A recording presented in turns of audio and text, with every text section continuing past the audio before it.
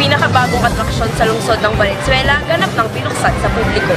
Para sa iba pang detalye, narito si Elaine Alpira. Valentine's Day ng taong ito nang formal na buksan ng tampok na atraksyon sa buong lungsod ng Valenzuela, ang Valenzuela City People's Park.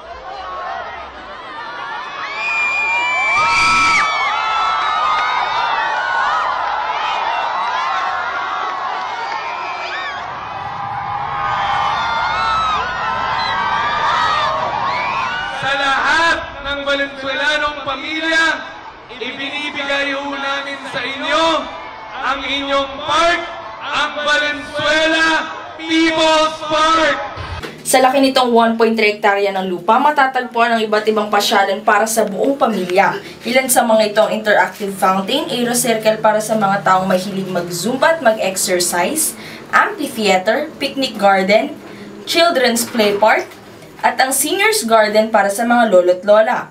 Uusbong din dito ang Valenzuela Town Center na itatayo pa lang katabi ng People's Park. Kasi ang haba nung paglalakbay, maraming challenges sa gitna.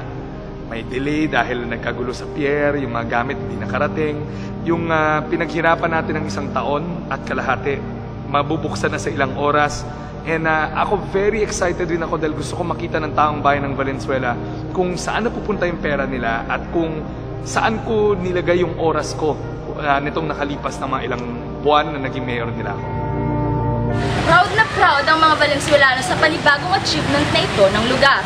Magandang senyales na kaya na rin ito makipagsabayan sa mga sikat na lungsod ng ating bansa.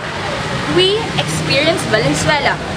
Ako si Elaine Alpira at ito ang PUP COC News.